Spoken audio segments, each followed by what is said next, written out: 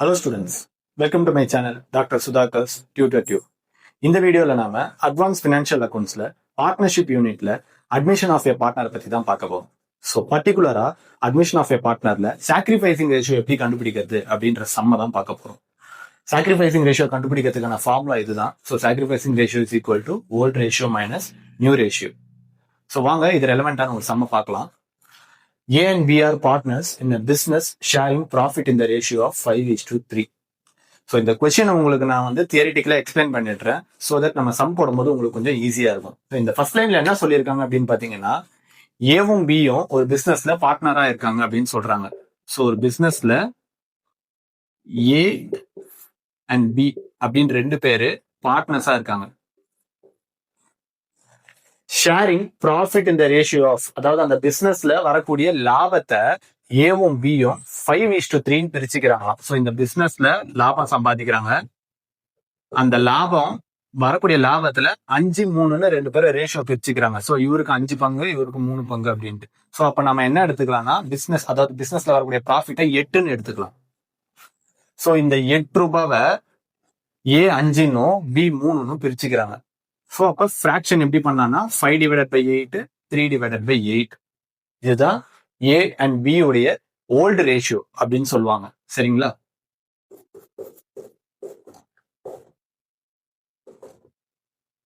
அடுத்த லைன் பாத்தீங்கன்னா, they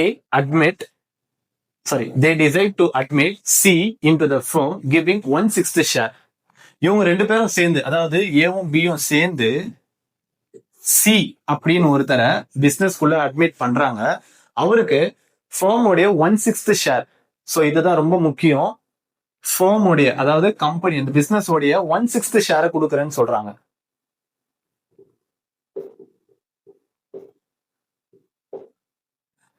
அடுத்த line, calculate the new profit sharing ratio and sacrificing ratio of the partners. So இதுல இருந்து, இந்த கிவன் இன்ஃபர்மேஷன்ல இருந்து உங்களை ரெண்டு கண்டுபிடிக்க சொல்றாங்க. New profit sharing ratio and sacrificing ratio அப்படின்ற இந்த ரெண்டு கண்டென்ட்டையும் உங்களை கண்டுபிடிக்க சொல்றாங்க. இதையும் நான் உங்களுக்கு தியரிட்டிக்கலா எக்ஸ்பிளைன் பண்றேன். நியூ ப்ராஃபிட் ஷேரிங் ரேஷியோனா என்ன அப்படின்னு பாத்தீங்கன்னா, ஏ பி அப்படின்னு ரெண்டு பேரு ஃபர்ஸ்ட் பிசினஸ்ல இருக்காங்க. சின்னு ஒருத்தர் வர்றதுனால இந்த ஏவும் பியும் சேர்ந்து இந்த சிக்கு வந்து அவங்களுடைய ஷேரை கொடுக்க வேண்டியது இருக்கும். இவங்க இந்த சி உள்ள வர்றதுனால ஏ அண்ட் பி உடைய ஷேர் வந்து மாறும். இதுதான் பழைய ரேஷியோன்னு சொன்னா இல்லையா, 5/8, 3/8 சொன்னா இல்லையா. இப்ப இந்த ரேஷியோ இந்த சி வந்ததுனால மாறும். அததான் நியூ ப்ராஃபிட் ஷேரிங் ரேஷியோ அப்படின்னு சொல்றாங்க. அண்ட் தென் இந்த சிக்கு ஏ கிட்ட இருந்தும் பி கிட்ட இருந்தும் ஷேர் போகும். சோ இவங்க ரெண்டு பேரும் விட்டு கொடுக்க வேண்டியதா இருக்கும் அவங்களுடைய ஷேரை. அதை தான் சாக்ரிஃபைசிங் ரேஷியோ அப்படின்னு சொல்றோம். நாம சம்மா போட போறத இப்ப தியரிட்டிக்கலா பார்த்திருக்கோம். இப்ப சம்ம நம்ம பர்சீவ் பண்ண, நாம சம்ல சொல்லியிருக்க மாதிரியே calculate the new profit sharing ratio and sacrificing ratio. New profit sharing ratio தான் ஃபர்ஸ்ட் கண்டுபிடிக்க போறோம். So new profit sharing ratio கண்டுபிடிச்சாதான் உங்களால சாக்ரிஃபைசிங் ரேஷியோவே கண்டுபிடிக்க முடியும். சரிங்களா? So new profit sharing ratio கண்டுபிடிக்கிறதுக்கு முன்னாடி, அதுக்கு முன்னாடி லைன் இங்க என்ன சொல்லியிருக்கான், they admit C into the firm giving 1/6 share அப்படின்னு சொல்லியிருக்கான். சிஏ வந்து 1/6 ஷேர், ஃபர்மோடைய 1/6 ஷேரை கொடுத்து சேர்த்திருக்கேன்னு சொல்லியிருக்காங்க இல்லையா. அப்ப ஃபர்மோடைய லாபம் எவ்வளவுன்றது ஃபர்ஸ்ட் நமக்கு தெரியணும். So let the profit of the firm, இதுக்கான அர்த்தம் கம்பெனியோட லாபத்தை நாம 1 ரூபான்னு வச்சுக்கலாம், 1ன்னு வச்சுக்கலாம். இதுல சிக்கு புதுசா வரக்கூடிய சி அட்மிட் ஆகிறார் இல்லையா, அவருக்கு 1/6 ஷேர் கொடுக்குறோம் இல்லையா. சோ சீஸ் ஷேர் எவ்வளவு அப்படின்னு பாத்தீங்கன்னா 6ல 1 பங்கு. இப்ப நாம இதுக்கு சிம்பிளிபிகேஷன் போடணும். கம்பெனியோட 1ல இந்த 1/6 சி உடைய 1/6 ஷேர் போயிடுச்சு அப்படின்னா ரிமைண்டர் எவ்வளவு வரும்னு பாத்தீங்கன்னா, அதாவது 6 1s are 6, 6 - 1 5. So 5 divided by கீழே அந்த டினாமினேட்டர்ல இருக்க 6 அப்படியே வந்துடும்.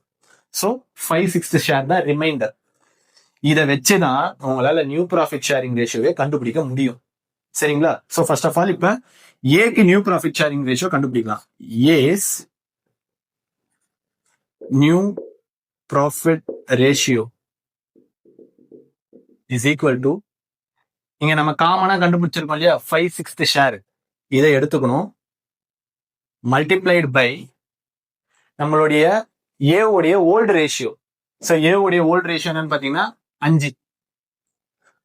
5 டிவைடட் பை அவங்களுடைய மொத்த ஷேர் எவ்வளோன்னு பாத்தீங்கன்னா 8. 5ம் 3ம் ஆட் பண்ணீங்கன்னா 8 வரும் இல்லையா? So 5 divided by 8. இதை தான் நான் உங்களுக்கு முன்னாடியே தியரிட்டிக்கலா ஓல்டு ரேஷியோன்னு எக்ஸ்பிளைன் பண்ணியிருப்பேன். சரிங்களா?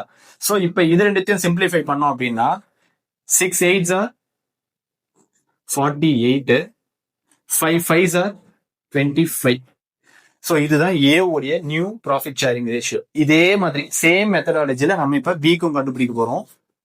Piece new profit ratio is equal to இந்த 5 6 இருக்கு இல்லையா, இதை காமனா எடுத்துக்கணும். எப்படி நம்ம ஏக்கு எடுத்தோமோ அதே மாதிரி இதுக்கும் காமனா எடுத்துக்கணும். மல்டிப்ளைடு பை ஏக்கு எப்படி நம்ம 5 ஷேர் எடுத்தோமோ, இப்போ பிக்கு 3 இருக்கு இல்லையா ரிமைனிங், இந்த 3 எடுத்துக்கணும்.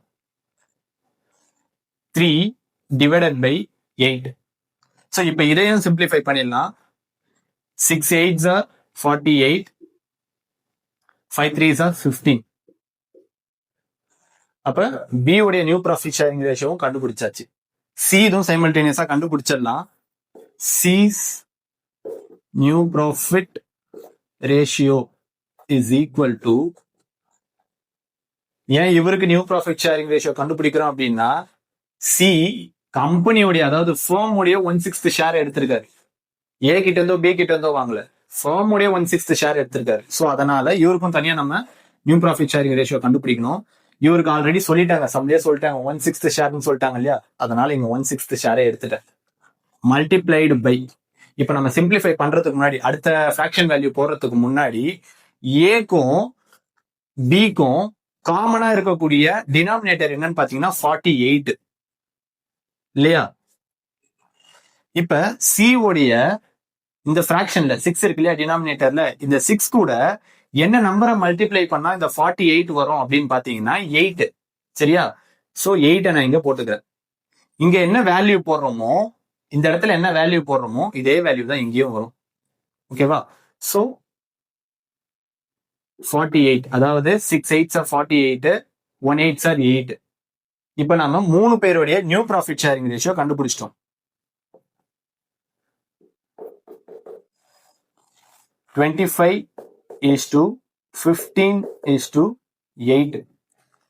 ஸோ ஆல்ரெடி நான் சம் ஆரம்பிக்கும் போதே சொன்னேன், சாக்ரிஃபைசிங் ரேஷியோடைய formula old ratio minus new ratio.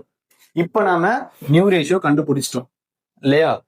Volt ratio நம்ம கிட்ட ஆல்ரெடி அவைலபிள் இருக்கு, சம்முடைய பிகினிங்லேயே நான் உங்களுக்கு சொல்லிட்டேன். ஸோ இதை வச்சு நம்ம சம்மை சால்வ் பண்ணலாம். So therefore sacrificing ratio is equal to,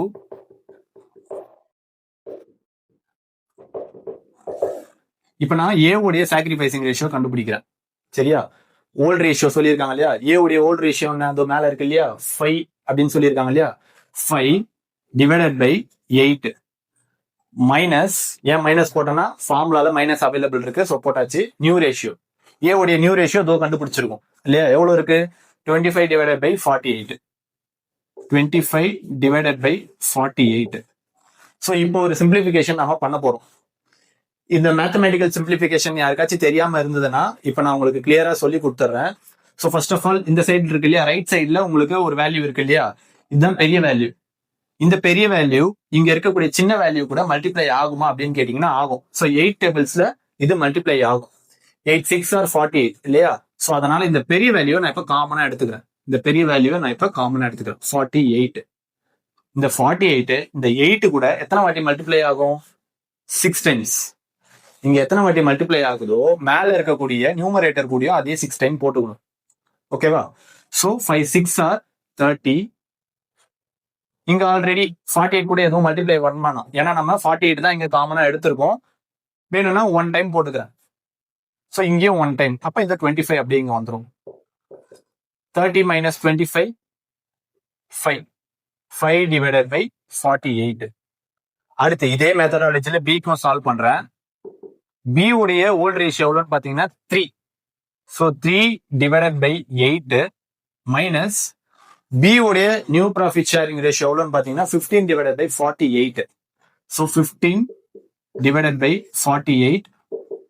ஏக்கு எப்படி போட்டோமோ சேம் மெத்தடாலஜி தான் இதையும் சால்வ் பண்ண போறோம். காமனா நான் இந்த 48 எடுத்துக்கிறேன். 48 வந்து 8 டேபிள்ஸ் 6 டைம்ஸ் போகும். ஸோ இங்கேயும் நான் 6 போட்டுக்கிறேன். தென் 3 6 18, 18 மைனஸ் 15, அதாவது தூரக்குள்ளே இல்லை 15 அப்படியே அங்க எடுத்து போட்டுக்கிட்டேன். So balance 3 divided by 48. சிக்கு கண்டுபிடிக்க வேணாம், சாக்ரிஃபைசிங் ரேஷியோ சிக்கு கண்டுபிடிக்க வேணாம். ஏன் அப்படின்னா சிக்காக தான் ஏவும் பியும் ஷேரை விட்டு தராங்க. ஸோ அப்ப ஏக்கும் பிக்கு மட்டும் சாக்ரிஃபைசிங் ரேஷியோ கண்டுபிடிச்சா போதும். ஸோ ஏ பி உடைய சாக்ரிஃபைசிங் ரேஷியோ என்னன்னு பாத்தீங்கன்னா